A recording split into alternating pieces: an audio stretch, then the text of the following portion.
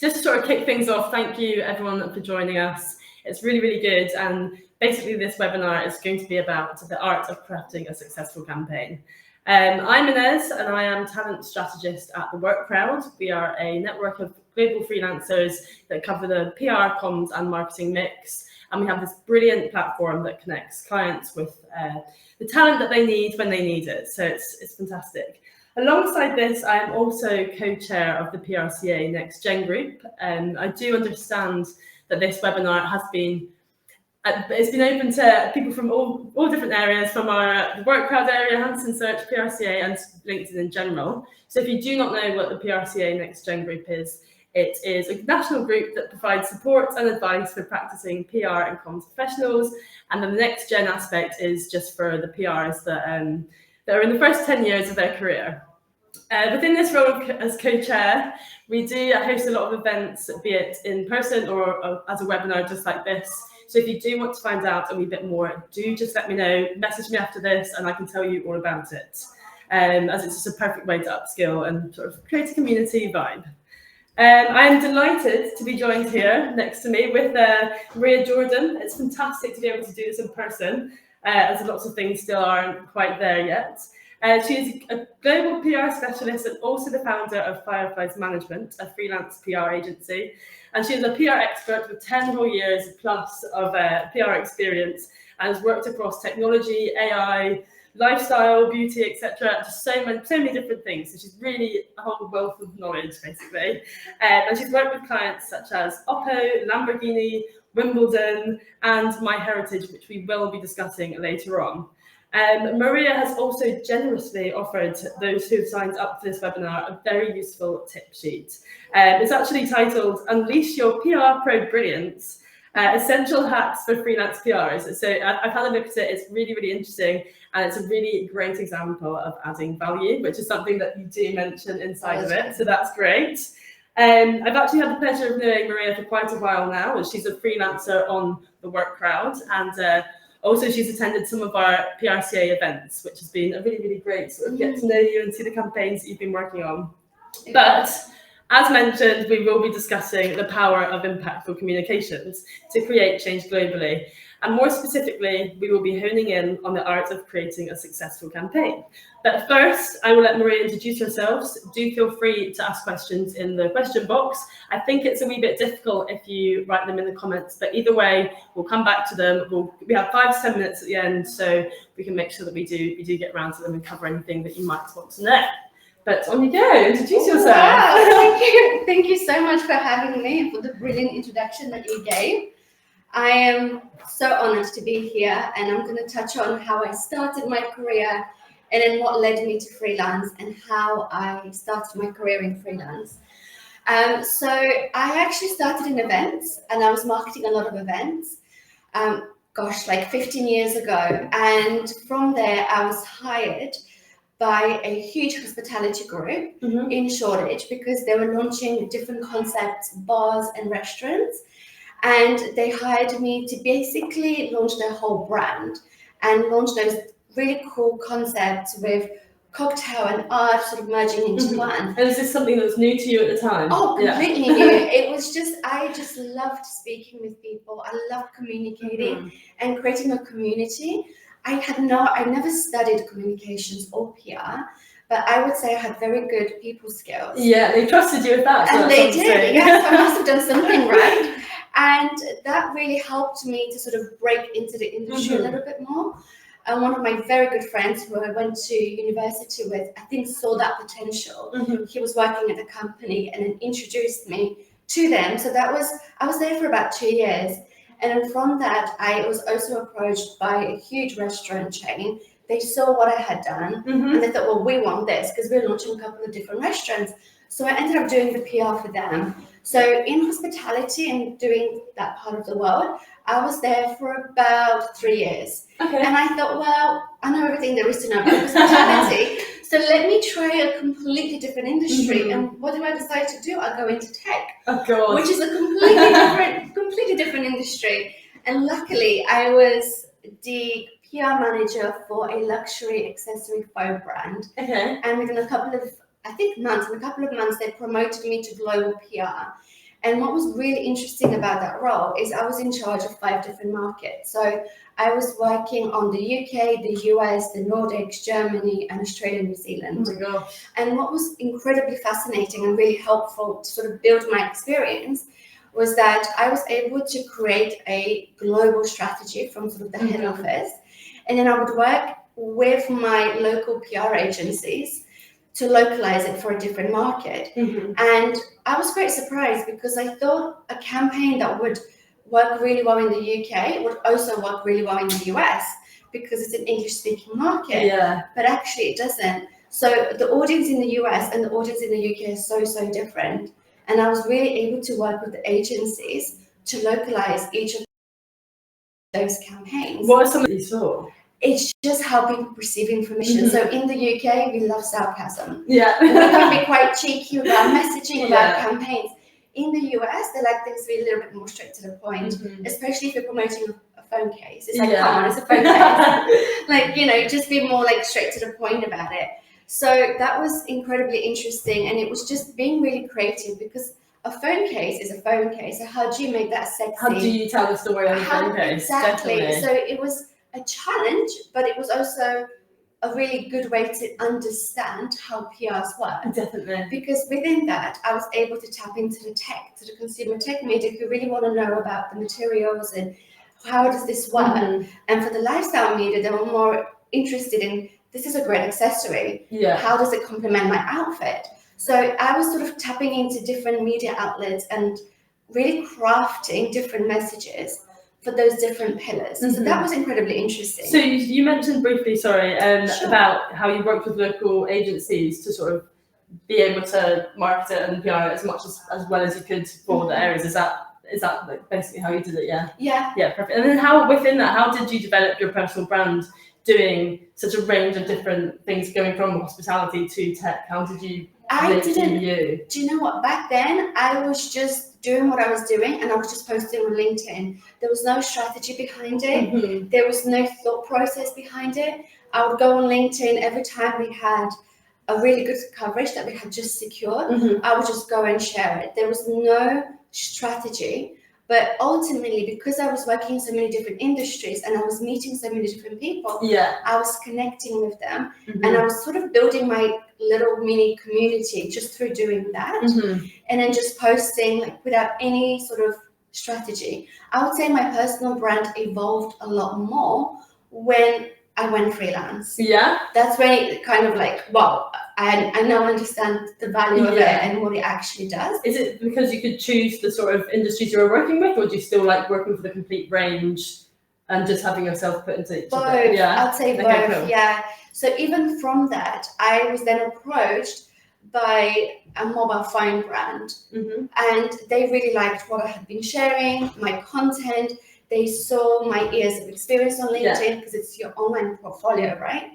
And with them, I was working for 2 years to launch this new brand into the UK because they were incredibly popular in Asia, but nobody really knew them in the UK. So that really helped me really come out of my comfort zone because it's a new brand, it's a new concept. Yes, I have the contacts and the experience, but it was a completely different ballgame because we were working with Wimbledon and so many different partnerships and Lamborghini that it really just blew, like everything just grew so much from that.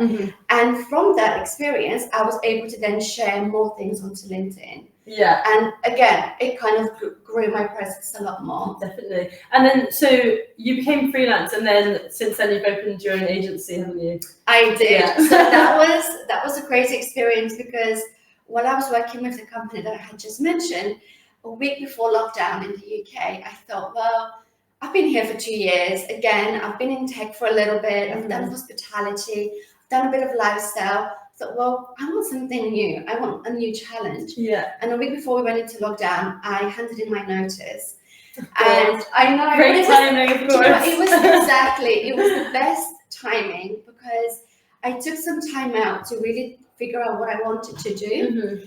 And then Because you're quite a traveller, aren't you? I am, Yeah, exactly. so I suppose in COVID we're all sort of Yeah, locked in a bit. I just travelled. I didn't have any plans. I just booked a couple of destinations and went exploring. And I think sometimes you need that as well. Yes. I think for anyone that wants to do freelance, it's good to sort of leave the corporate world for a little bit.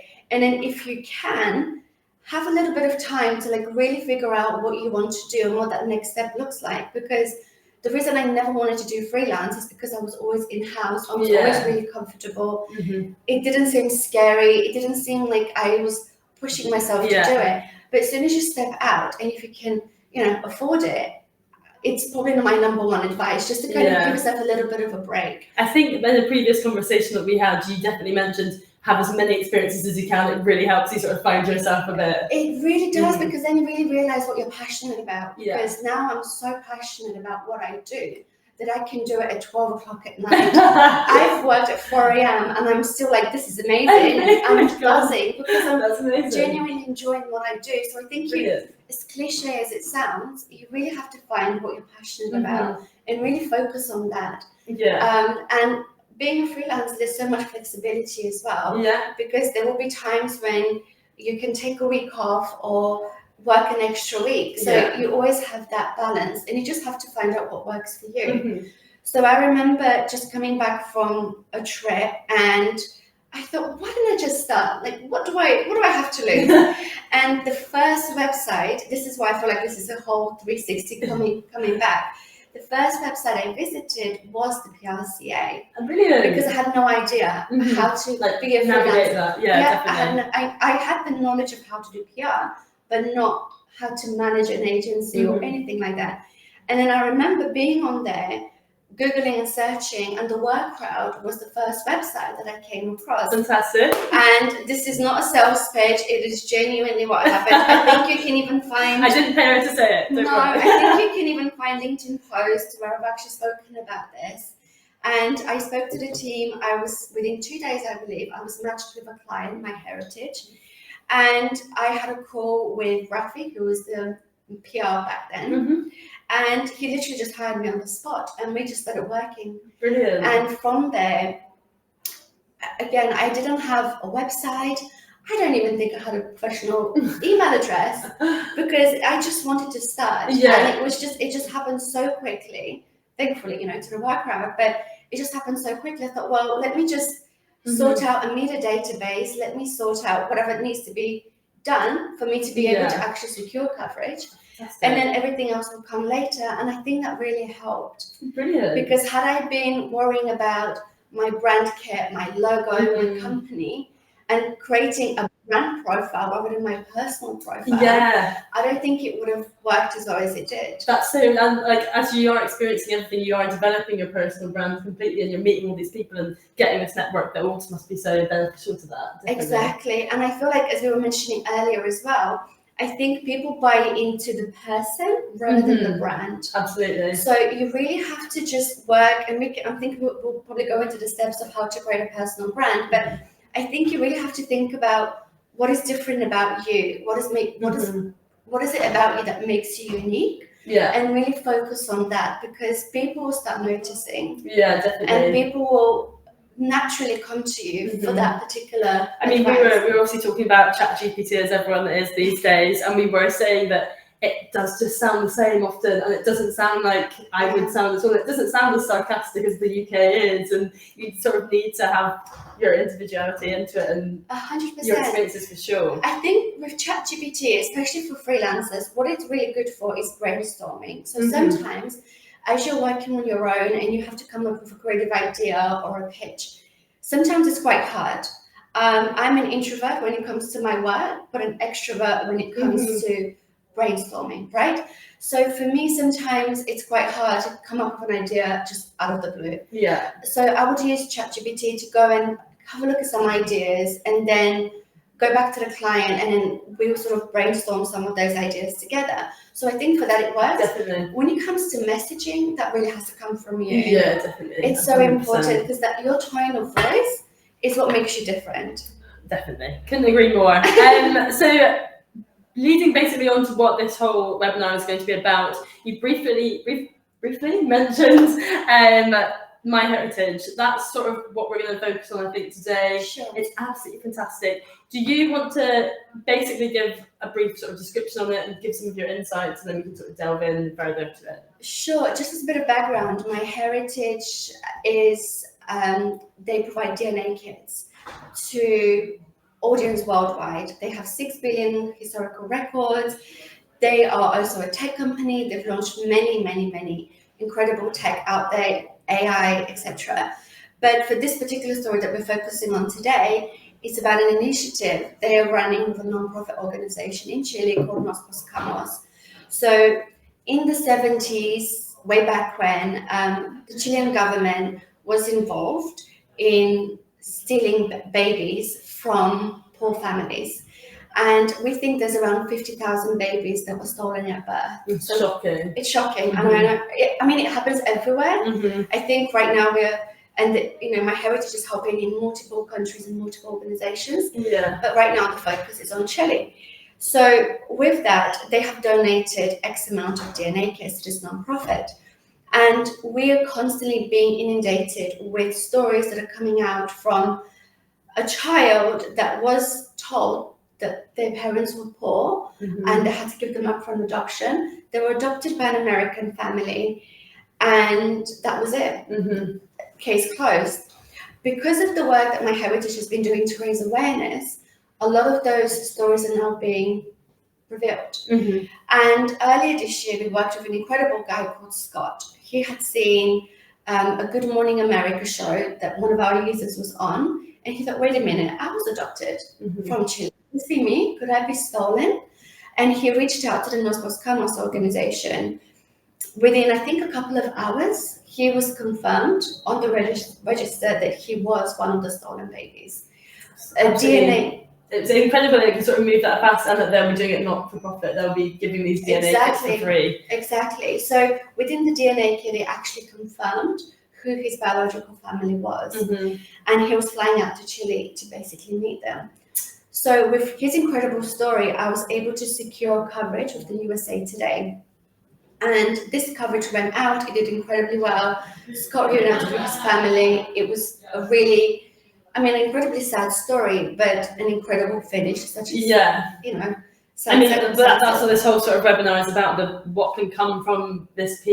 Yeah. And it's life-changing. It's completely life-changing. It really is. And then leading to that, there's another guy called Jimmy who for 11 years has also been searching for his adoptive parents. He has some documents, but everything was very contradicting. Yeah. And he his wife came across the USA Today article and forwarded it to him and thought, well, could you be one of them?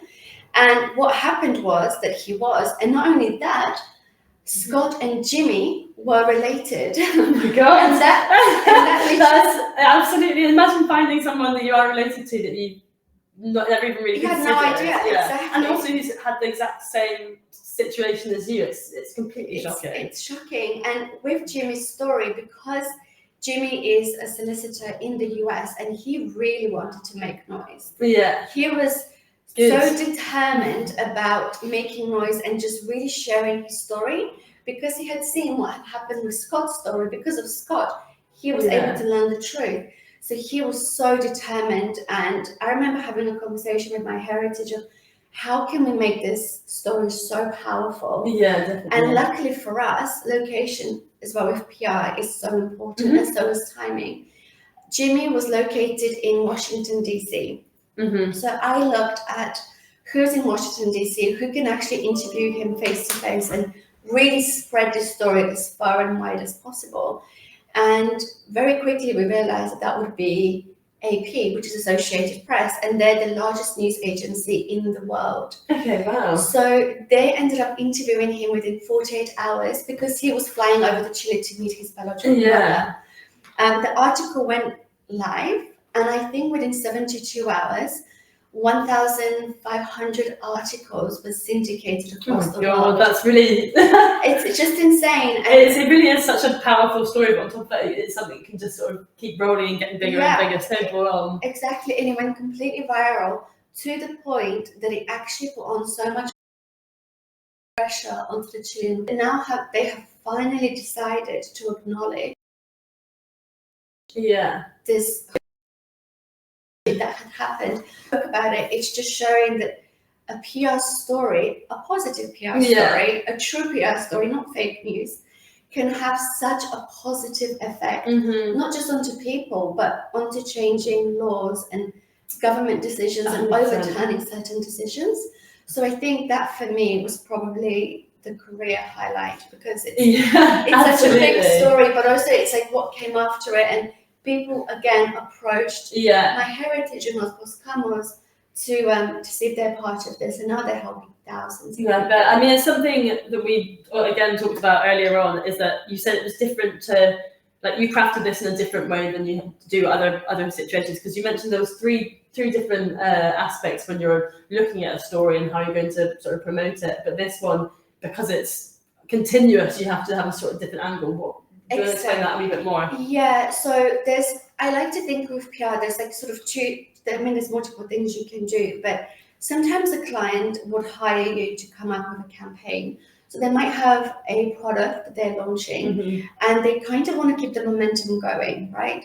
So for that, I would usually do like a 3-phase campaign, where it would be a warm-up phase, a launch phase, a sustain phase. The warm-up phase might be you're doing an embargo press briefing, and you're showing the media, like select media, you're showing them the product, you're getting them to experience the product, you're getting them to sample it, you're getting them to write their articles. So when launch happens, those articles are ready to go, people are ready to see them. At the launch phase, you also might have a virtual event or physical event or some kind of an activity where you're either engaging with media or your consumer. And then the sustain phase, which is the interesting one, is how do we keep the momentum going? What stories can we tell that would resonate with people? And how can we keep this product or story interesting? So it might be, you might have a tech pillar that you want to focus on, you might have a lifestyle pillar. It depends on what your product is. So it's just thinking about all of those different phases and what sort of messaging you want to communicate during those different phases. Now, with MyHeritage story, we had multiple stories that we had been working on for 2 years, and each story will have a follow-up story because something would have happened, or a user might have read it and something would have happened from there. So I think with that, you really have to just focus on who is the person that's telling the story. What is the message? Where are they based? And how big is the story? And who is the best media, the best journalist that can communicate that story in the most effective way? And that's, I think, the difficulty sometimes. How do you go about identifying who would be the best places? Where would be the best places to go? It depends. That's such a hard question. No, it's a really fair question, and it's one that comes up all the time.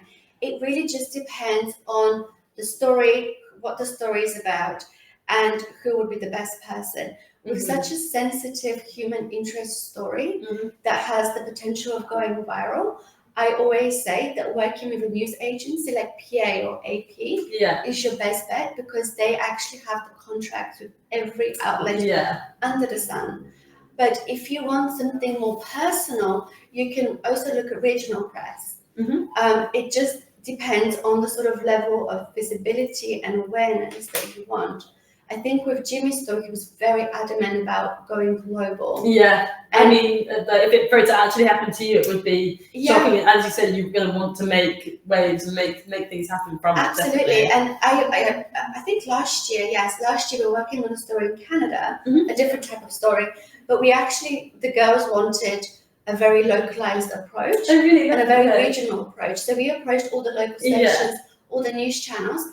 And then what happened, actually, because it's Canada, it's syndicated to every single part in Canada. So then it became an international story or a national story. So it just depends. I think always thinking local and who's around your particular area and who you can pitch, because local media want local stories. They are always craving local stories, especially if they are positive. Definitely. It makes it quite easy to. That makes a lot of sense.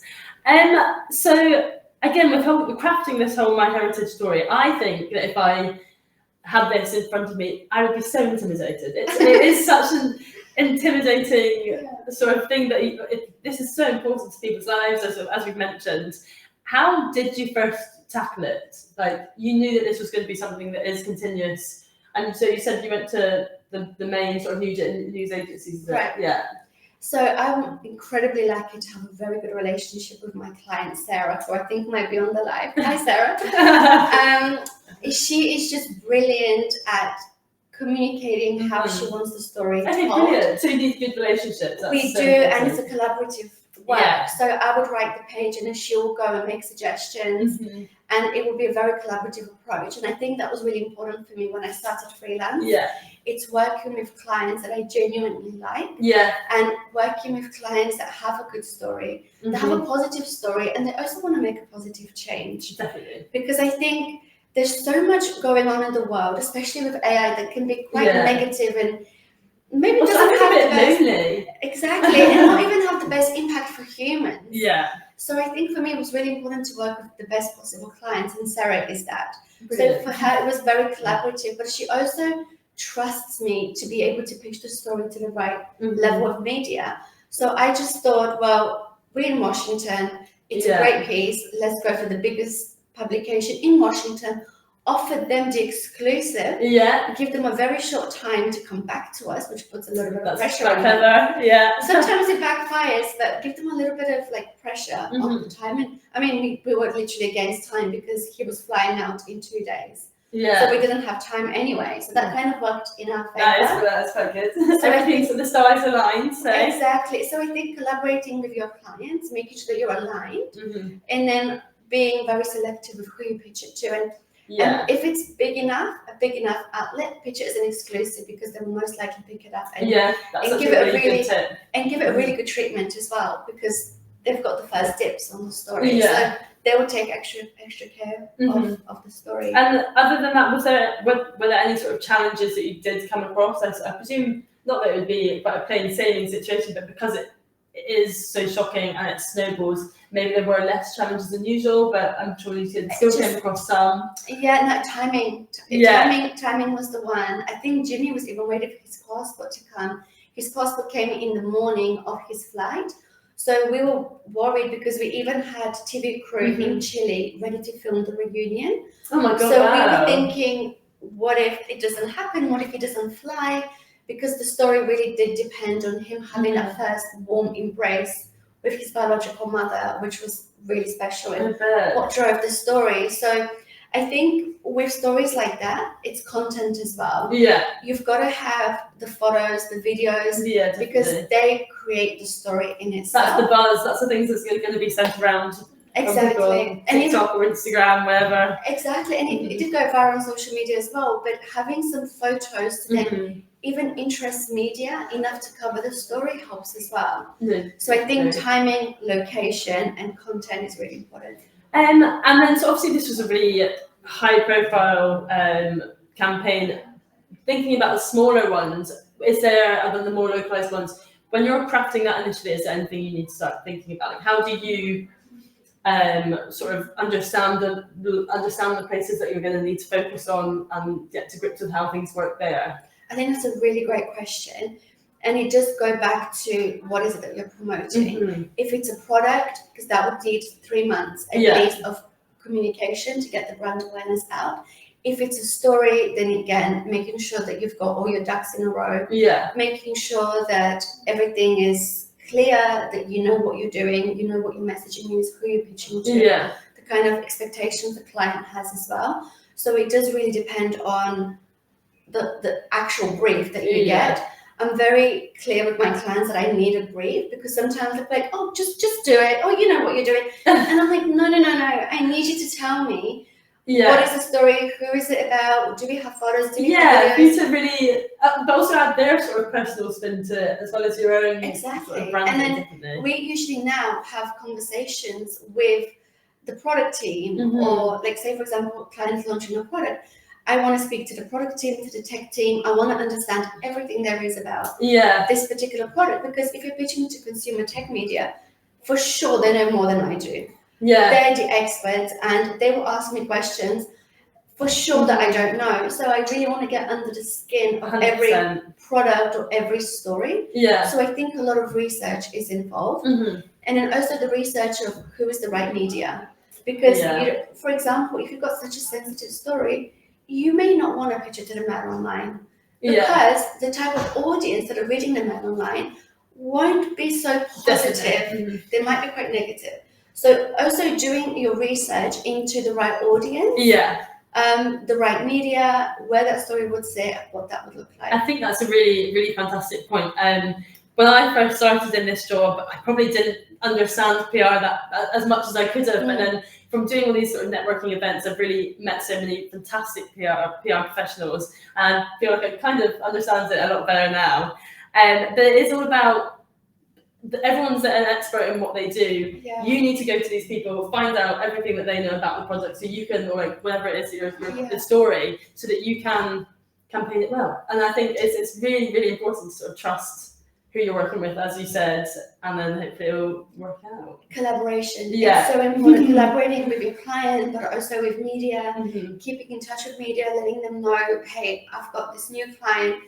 Are you working on anything relevant right now that can contribute to? Because interviews as well for your client is a really great way for them to communicate their message, for them to talk about what they're doing. That thought leadership is so important as well. So it kind of works both ways. Yeah. Because the more you know, the more you'll be able to offer support.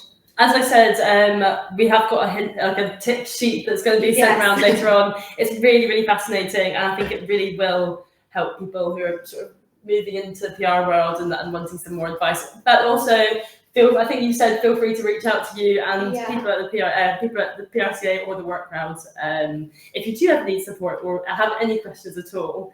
Then that's obviously an absolutely incredible story. That's fantastic, and I bet you just love working on it continuously and seeing how it sort of develops, because as we said, it's constantly developing. Yeah. But thinking about who the audience are for us right now, let's talk about what sort of tips you can give to them.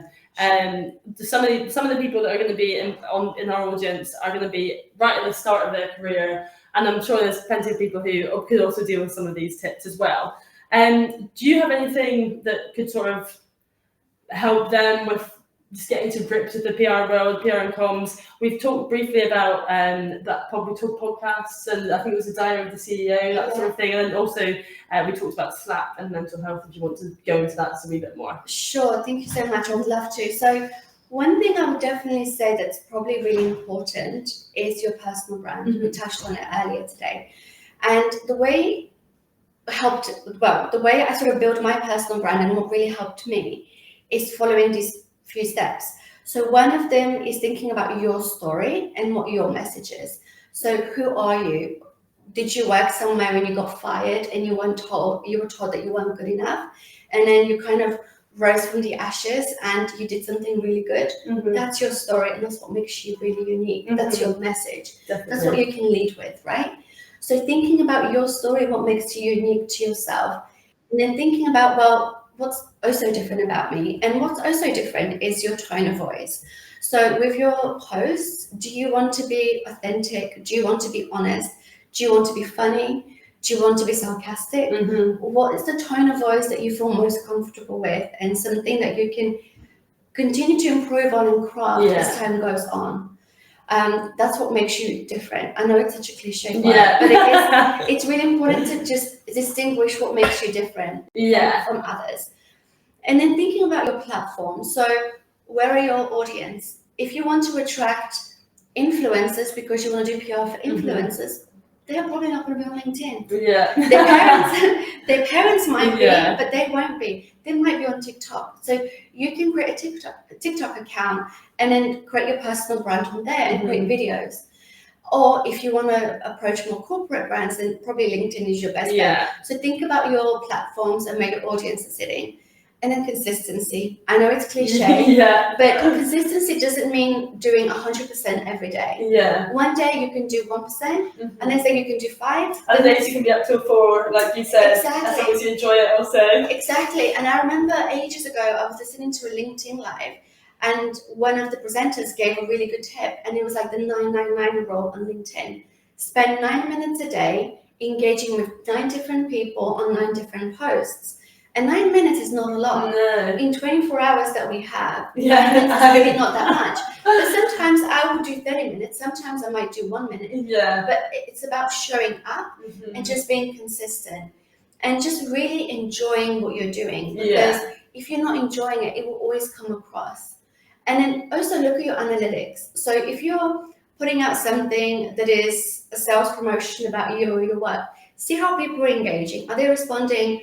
Is there like a conversation going? If not, maybe change the tactic for next time. So always try to learn from what you've posted previously and adapt, because each strategy would never, like, one thing would work one month, it wouldn't work the next month. Yeah, I think being flexible and adapting is actually just a great thing to get to grips with in everything. So we were talking also earlier on about how the role of PR and what you do in PR is completely changing as well as time goes by. But exactly, and just to add on from that, it's about adding value. So it shouldn't always be about, hey, look at what I'm doing, it's so amazing, I've secured X amount of coverage. Sometimes people want to learn because they may not have a budget to hire a freelancer or an agency, and you can say to them, here are 3 quick steps on getting coverage. Or here's how you can approach media without paying for a media database. Sometimes it's about adding those little bits of value that will then come back to you. And I think collaboration is really important. And online and offline. So offline collaboration for me would be Slack. I've got an incredible freelance digital community on Slack, and we are very engaged. We talk to each other every single day, and you almost don't feel like you're alone. Because so I guess Slack's like a social media, I guess. Yeah, it's a platform. It's like WhatsApp, but you kind of have platforms within Slack. And we've got a couple of different channels on there. One will be about opportunities. So if anyone's seen a job that they think is good fit for the group, they'll share it. If people want to talk about mental health, there's a channel for that. If people want to talk about general things, there's a channel for that. So I think it's just about opening the conversation and going to these events like the ones we do at the PRCA. I think getting out there, speaking to different people. Totally. I felt like the networking event that we did, we held it with the independent consultants and the next gen. So these are people who are in total different points in their lives within this industry. And it was fascinating hearing someone who's just into it with 3 years experience, speaking to someone who's, as we were saying, 20 years of being a freelancer. It's fascinating. And there's so many ways that we can upskill each other and have this community that we can build. And it's just fantastic. It's lovely. Exactly. And I think it's about collaborating offline with the event, with your own social media platforms, and then collaborating online as well. So when you are, for example, thanks to the Slack group, I was able to hire 2 freelancers to help me with different projects that I was working on this month. And, you know, once the coverage comes out, I'll be sharing it on my LinkedIn, they'll be sharing it on theirs, which means my profile will also be engaging with their audience and vice versa. So collaboration is also really important, especially when it comes to building your personal brand and starting a freelance. Definitely. Because it can feel quite a lonely. It's all remote and all doing it individually, definitely. Okay, so I think we can maybe move on to questions now. Unfortunately, we've not been having them come up to us. So I think if I can just go on to our LinkedIn, we can potentially find some through there. Amazing. Well, guys, I hope you're finding this useful. And if you do have any questions, or if there's something that you're working on and you need some tips or suggestions on how to tackle that, please feel free to reach out. Here we go. Let me know what you think. So we've got 11 questions or 11 comments. So good that you're all interested. This is a question for Maria. When you are working on an international campaign, do you have to alter your press release for different markets? And did you use other PRs in other countries to get more media exposure in different geographies? I can maybe. That's a great question. So I think a press release is quite a formal announcement. So I think that should probably remain the same for each country, especially if you're using something like PR Newswire or Business Wire, where it's a PR press release distribution service and it goes onto the wire and then that is syndicated globally. I think for press release, it's important to definitely have one. However, saying that, for each country, if you are localizing it and if you have support, it's important for that media pitch to be localized to that particular country, because you can then create some data, you can bring in some experts and local experts that will make it relevant to their market. So keep the press release as it is for all countries, but when you're doing your own outreach, localize the media pitch, not the press release, to make it more relevant. Brilliant. And offer some local insights as well, if you can. Fantastic. And we've got another one. Key point you just said there, the assumption of what works in one market would by default work in another. It doesn't yield favourable results. I've experienced the same between the different Middle Eastern markets. A lot of people assume that what works in UAE, Qatar, would automatically work in Saudi, which is so wrong. And do you have quite a bit of experience working in these markets? Or? Yeah. So you're completely spot on, and I think it's a really fair point, and it just goes back to localizing content for your own market. So one great way to do that is through data.